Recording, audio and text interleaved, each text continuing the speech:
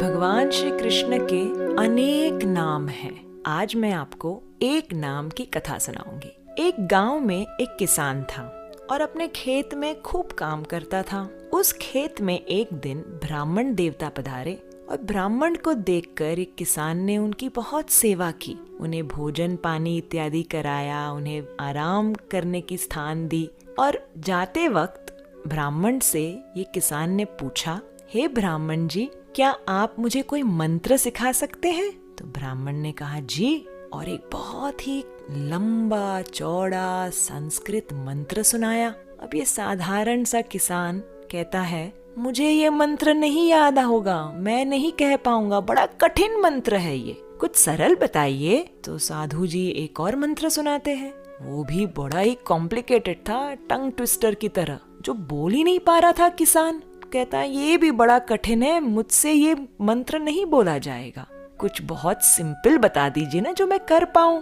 तो साधु बहुत ही वेरी काइंडली ही गिव्स हिम, आप ये एक नाम भगवान श्री कृष्ण का रटते जाइए।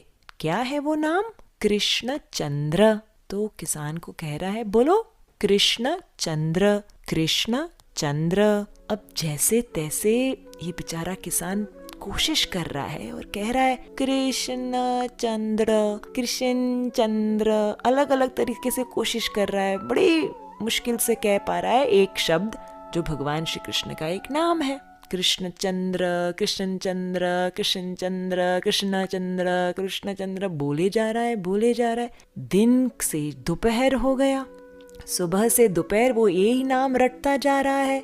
अब दोपहर में किसान की पत्नी भोजन लेकर आती है। अरे पतिदेव भोजन कर लीजिए। अब पतिदेव क्या कर रहे हैं, हमारे किसान क्या कर रहे हैं? कृष्ण चंद्र, कृष्ण चंद्र, कृष्ण चंद्र बोले जा रहे। पत्नी कहती है ठंडा हो जाएगा भोजन, पहले आप भोजन कर लीजिए। पति कहते हैं मैं नहीं छोड़ सकता इस मंत्र को, यदि मैंने छोड़ दिया तो मैं भूल जाऊंगा।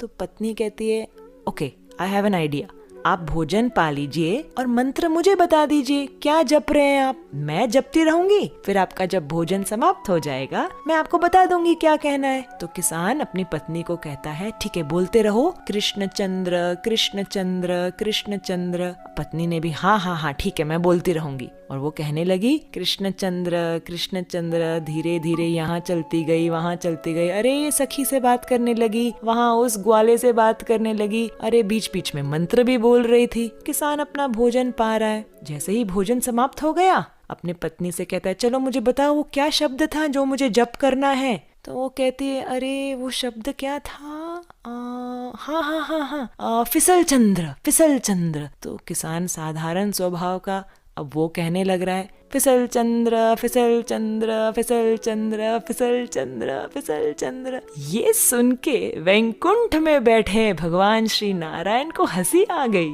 अपने लक्ष्मी देवी को कहते हैं अरे ये तो मेरा भक्त मुझे इतने प्रेम से पुकार रहा है, मैं उसे जाकर वैकुंठ ले आता हूँ। लक्ष्मी जी कहते हैं प्रभु रुकिए रुकिए, आपको सुनाई दे रहा है बराबर वो क्या कह रहा है? वो कह रहा है फिसल चंद्र, फिसल चंद्र। वो आपको नहीं पुकार रहा है, आपका नाम तो कृष्ण चंद्र, कृष्ण चंद्र है। तो भगवान लक्ष्मी जी से कहते हैं अरे ये भी मेरा एक नाम है, तुम्हें पता नहीं? लक्ष्मी जी कहते हैं नहीं। तो भगवान नारायण कहते हैं जब मैं गोकुल में था ना, छोटा सा कन्हैया कृष्णा, तब यशोदा मैया मुझे बहुत सुंदर तैयार करती थी, आभूषण पहनाती थी, सुंदर सुंदर नए वस्त्र पहनाती थी और मुझे भेजती थी ग्वालों के साथ, गैयों के साथ। और मैं दिन भर कभी गोबर में फिसल जाता, कभी यमुना के पानी में फिसल जाता और फिर कभी तो मैं गोपियों के घर के माखन में ही फिसल जाता। दिन भर यहाँ वहाँ फिसल फिसल के जब मैं शाम को घर आता, यशोदा मैया मुझे कहती आओ मेरे फिसल चंद्र,